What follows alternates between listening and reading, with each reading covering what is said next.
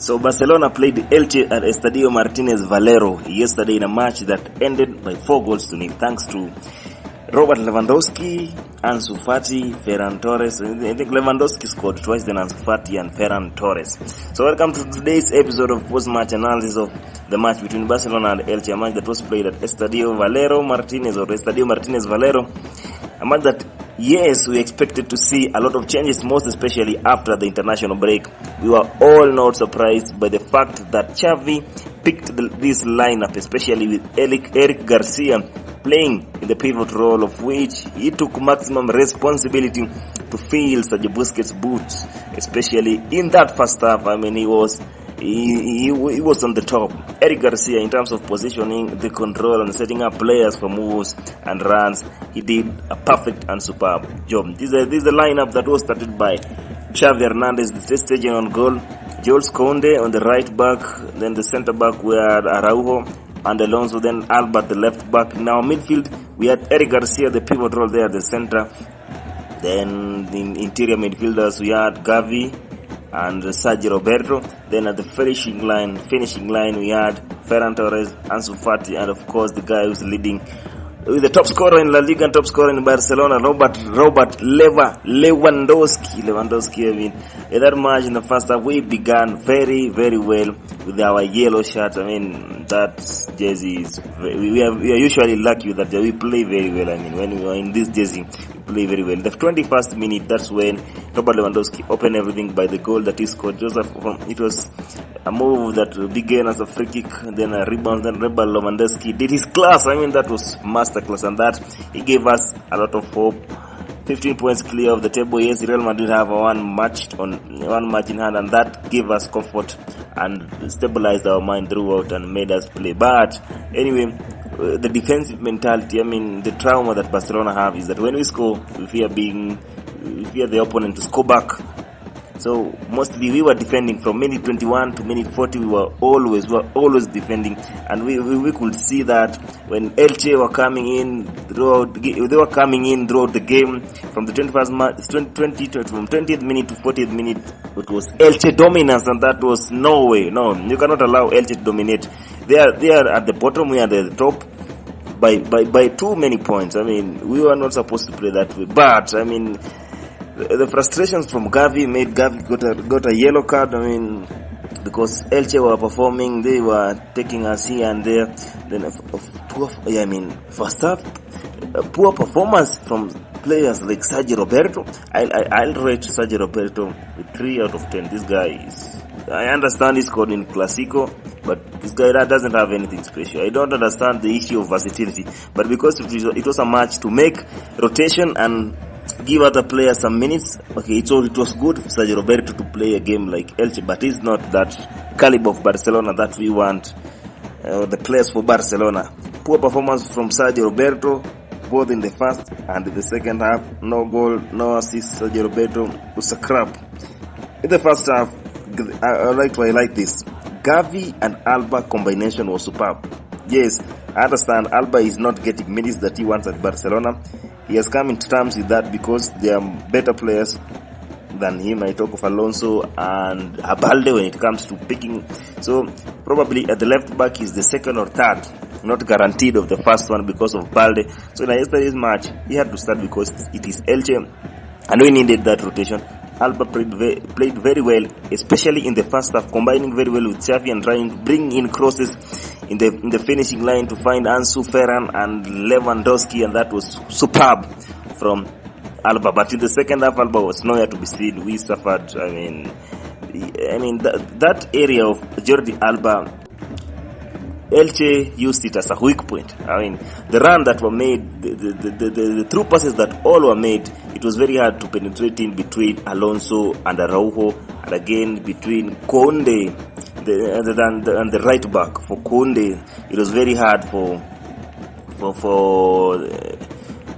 ELCHE to penetrate inside, but it's very easy on the Alba side, most especially in the second half. I mean, Tete Morente, that striker from, or attacking player from ELCHE did the better of Alba. I mean, he was passing through Alba the way he wants, Tete Morente, and that's the issue with Alba. Yes, Alba is a great player, one of the best in left backs in Barcelona ever. But right now, the age is catching up with him, and he's not performing at the level that we expect him to perform. Then fantastic movements from Ansu Fati. Ansu Fati was on the top. Ansu Fati scored yesterday. The confidence that he needed, he got it. He got it. I mean, this guy, in this international break, there were talks and his father complaining Ansu Fati is not getting minutes. Of course, Ansu Fati is in terms with that. He said, his father said, Bori Fati, the father of Ansu Fati, said, and I'm going to make a video concerning Ansu Fati's situation with Barcelona and his father. His father claimed that Fati is not getting the minutes that he deserves to get.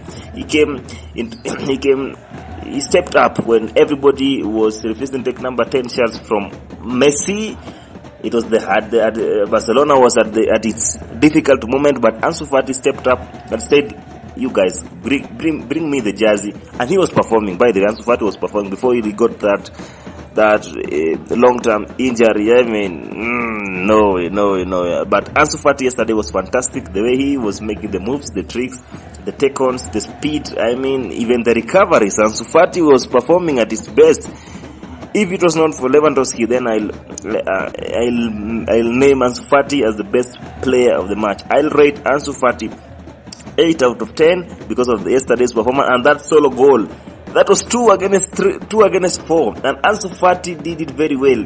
If he could have passed the ball to Lewandowski, then maybe, I don't know. Okay, Lewandowski is a superstar, he can perform magic, he can do anything, but we are not sure of whether that would have been scored. But he took the risk. He went towards the goalkeeper and made attacking striker or attacking midfielder shot that we all saw it at the back of the net without goalkeeper's consent, and that was wow. He made it 2-0 for us, and it gave us more and more comfortable in the second half. Koundé, I'll rate Koundé 8 out of 10. Koundé was one of the best players we had today. Koundé, where did you come from? Koundé from Sevilla. This guy is performing. He's one of the players who have played most minutes, who have been overplayed by Xavi Hernandez without ceasing, even taking him to rest, and he's still performing at the best. He would have scored late in the first half, but he was denied. I mean, that was a brilliant build-up, hard work and fight and recovery from. I mean, Xavi, I'll give Xavi 8 out of 10. Xavi did his best. If it was not for disciplinary issues, Xavi should avoid the yellow cards, unnecessary yellow cards. There are yellow cards that yes, we deserve to get, but Xavi should avoid the unnecessary yellow cards, like the one he got yesterday. Xavi played at the best level, one of the best midfielders yesterday. Actually, the best midfielder yesterday was Xavi. Xavi did it very well. 2 goals that we scored yesterday's 2 goals was a result of recovery done by Xavi. That hard work, that hunger, that mentality, that fighting spirit, that's what we want. And then that's the best thing that with Xavi. I rate him 8 out of 10, and that was wow. Koundé 8 out of 10. Sergio Roberto, crap performance, 3 out of 10. Together with Alba give him 2.5 out of 10. He did. If it was not for the first half combination with Xavi, I'll give him a 0 out of 10. Jordi Alba, I may understand, but it is catching up with you. You're not performing. That position needs a person who can run, a person who is stable, fresh, energetic.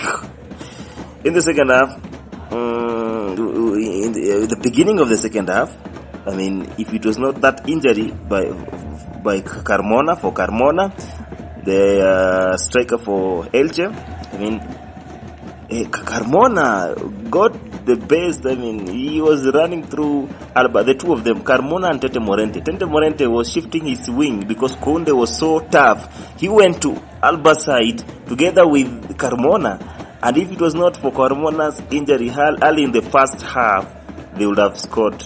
That was so easy. It was that.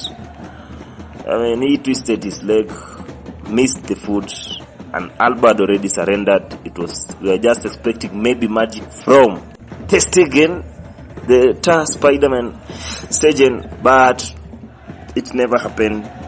but it happened for the favor of us. I mean, that injury made us to keep that clean sheet, man. That clean sheet.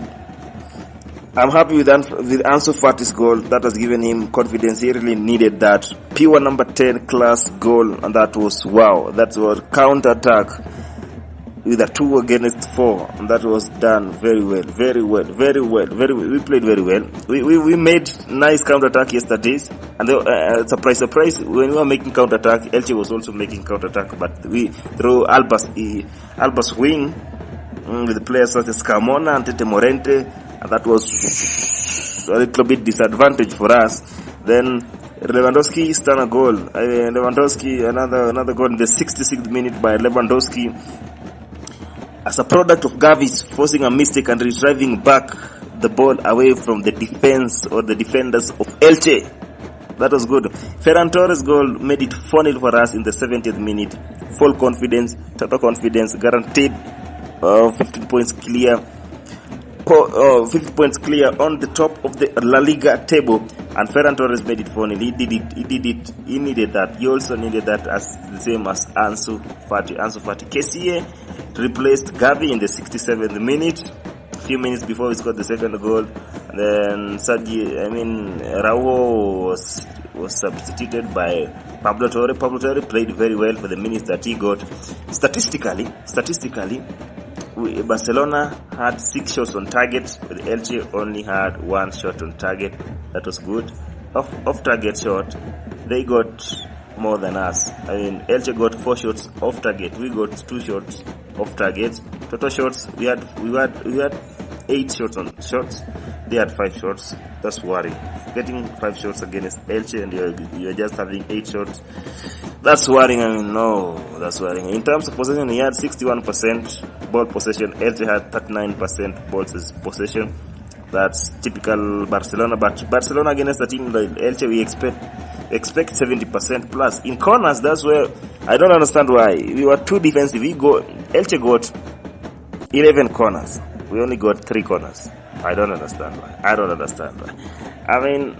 I'll make another video of play ratings of yesterday's match between Elche and Barcelona at the Estadio Martínez Valero. But up to that point, I come to the end of today's post-match analysis. This is Power FCB.